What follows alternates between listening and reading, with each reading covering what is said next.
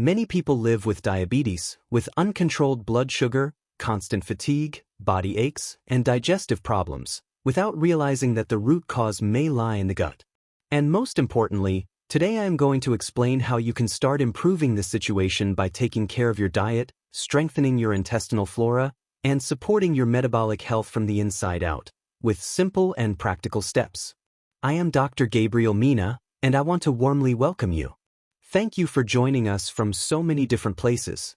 It truly makes me happy to know that we are connected, sharing knowledge that can make a real difference in your well-being.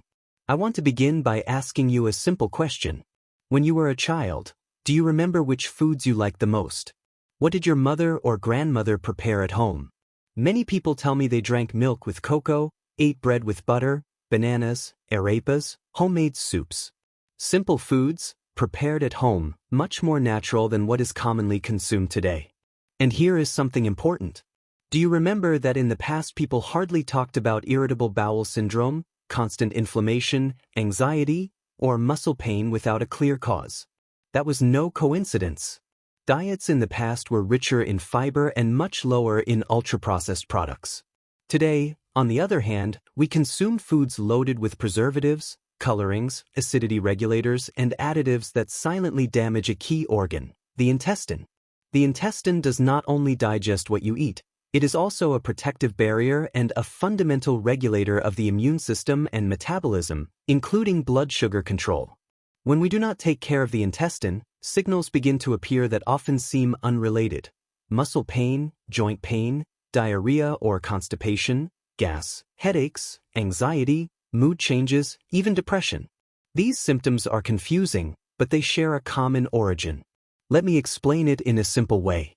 The intestine is like a long tube with a protective wall on the inside. That wall is covered by a layer of mucus that acts as a shield. On top of it live beneficial bacteria, the microbiota, which produce substances that are good for your body. These bacteria need to be fed, and their main food is fiber. When you do not eat enough fiber, for example, from oats, lentils, beans, nuts, seeds, whole grains, the bacteria begin to damage that protective layer. Quite literally, they run out of food and start deteriorating the intestinal barrier. When that protection breaks down, the intestine becomes permeable. Substances that should leave the body pass into the bloodstream, activating the immune system. This constant state of alert creates low-grade inflammation, responsible for many of the symptoms I mentioned earlier, including difficulty controlling blood sugar. I have seen this many times in my practice.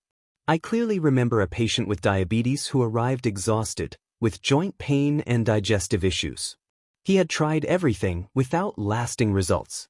When we started working on his diet, increasing fiber intake and caring for his gut, within a few weeks not only did his digestion improve, he also began to feel more energetic and manage his blood sugar better. That change was deeply motivating for him, and for me as well. That is why I insist so much on returning to the basics, to what is natural, to what truly nourishes the body.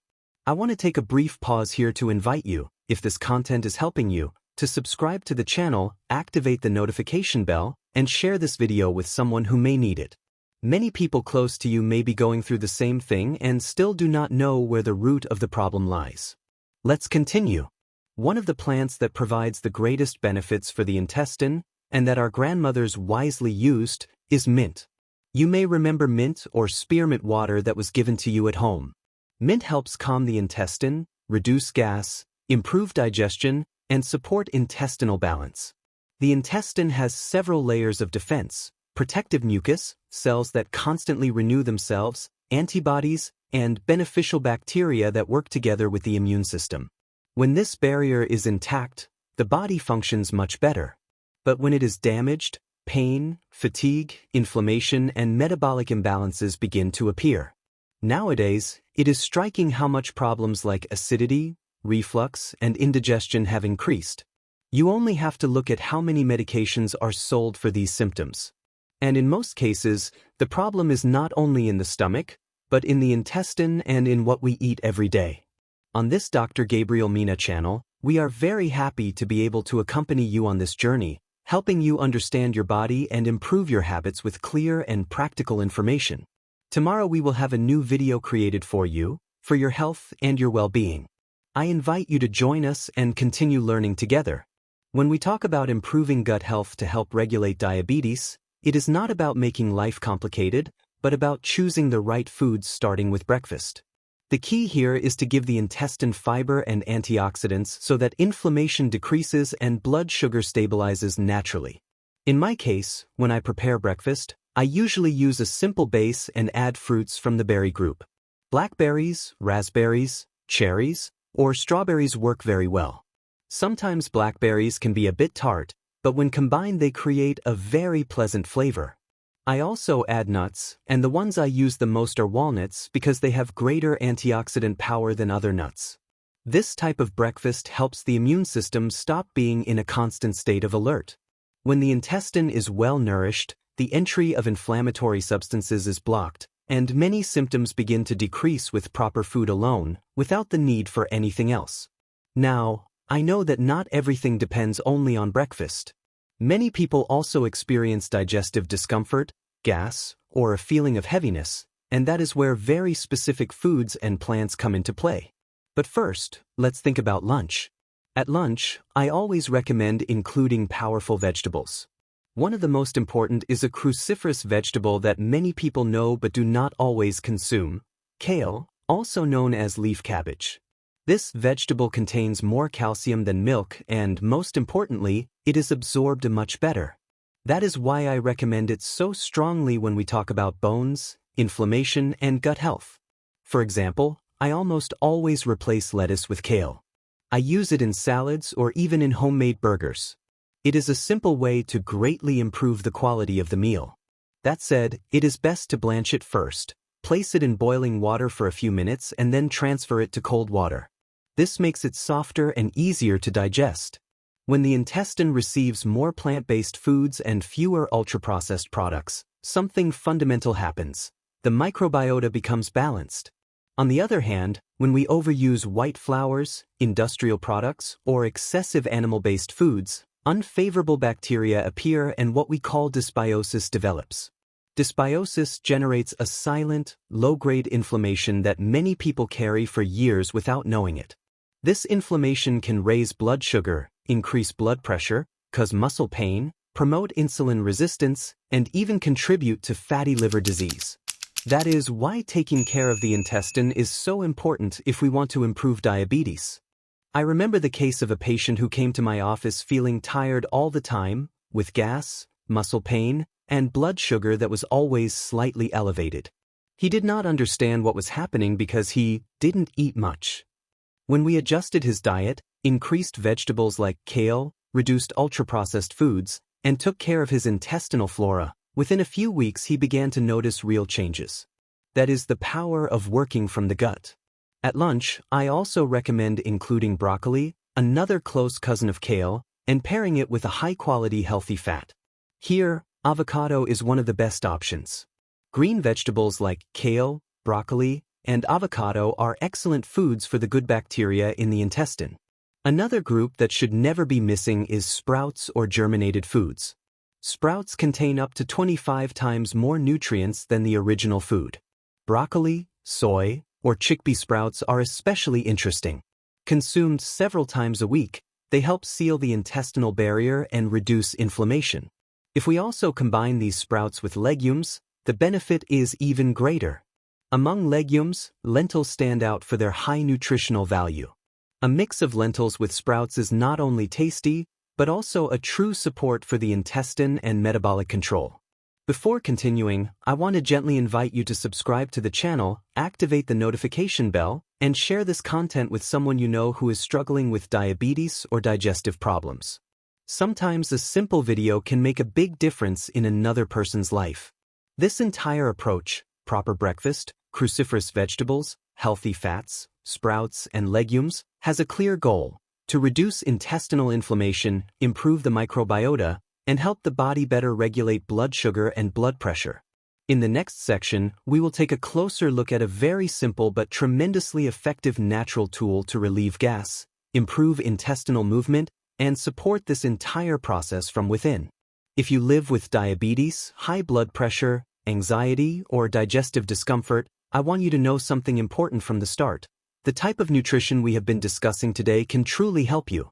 When we take care of the intestine, we not only improve digestion, we also support blood sugar control, blood pressure, and emotional balance. Many people ask me whether this type of nutrition also helps when there is anxiety or hypertension, and the answer is yes.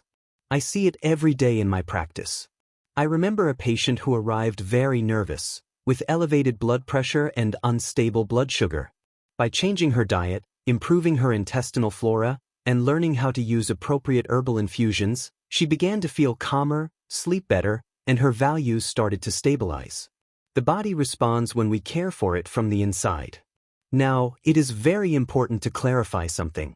If you have acid reflux, mint is not recommended because it relaxes a stomach valve and can worsen the burning sensation. In those cases, it is better to avoid it. But if there is no reflux, mint is a great ally for the intestine, gas, anxiety, and digestive spasms. Many people also ask me how many times a day mint can be consumed. In general, I recommend using it especially after lunch, which is when digestion tends to be heavier. It can be taken every day without a problem, as long as reflux is not present. Another food that often raises questions is beetroot, also known as beet. You can consume it raw or cooked. Cooked beetroot is usually better tolerated by the stomach and does not cause as much intestinal discomfort. Both options are valid and provide benefits. I would now like to share a very interesting combination, especially if you are physically active or feel muscular tension. Lemon verbena combined with mint works very well. Lemon verbena supports muscle recovery and mint helps relax contracted muscles. If you add a few drops of lemon, it also tastes very pleasant. It is a simple, natural, and effective infusion. Regarding other frequent questions, people with hypertension can consume mint without any problem, as long as they do not have reflux. Those who have had thyroid issues or even previous surgeries can also take it. In the case of peppermint oil, it is a valid option, but it should be used with caution because it is more concentrated and the dosage depends on body weight. For those who experience anxiety, mint tea can be a great help. It relaxes, calms, and pairs very well with the dietary changes we are promoting. Before finishing, I want to make a very special invitation. If this content is helping you, I kindly ask you to subscribe to the channel, activate the notification bell, share this video with someone who needs it, and leave me a comment. This allows us to reach more people who are going through the same thing as you. Remember that every day we upload new videos with practical information to help you take care of your health. And now, I want to invite you to something even deeper. Take a moment to thank God for your life, for your body, and for the opportunity to learn how to take better care of yourself. Many times we carry worries, illnesses, and anxieties in silence, and we feel that we are alone. But that is not the case. The Word reminds us that God is close to those who suffer, to those who are tired, worried, or distressed. He knows every tear, every fear, and every difficulty you have lived through. But He also deeply respects your heart and waits for you to open the door. Today I invite you to say to God, with simple words, Lord, here I am. I give you my worries, my health, my fears. Give me peace, give me clarity, and walk with me through this process. Sometimes we do not need everything to be resolved immediately, just to feel that peace that sustains us. When we give God permission to enter our lives, something begins to change inside. Calm arrives, hope arrives, and little by little, the strength to improve our habits and take care of our health also arrives. Thank God for life, for knowledge, and for every opportunity to learn how to live better. On this Dr. Gabriel Mina channel, we are deeply happy to be able to accompany you, help you improve your habits, and contribute to your well-being. Tomorrow there will be a new video prepared with great care for you. I invite you to watch it, to keep walking with us, and to share this space with the people you love. Here, you find valuable information. And here, we continue working every day for your health.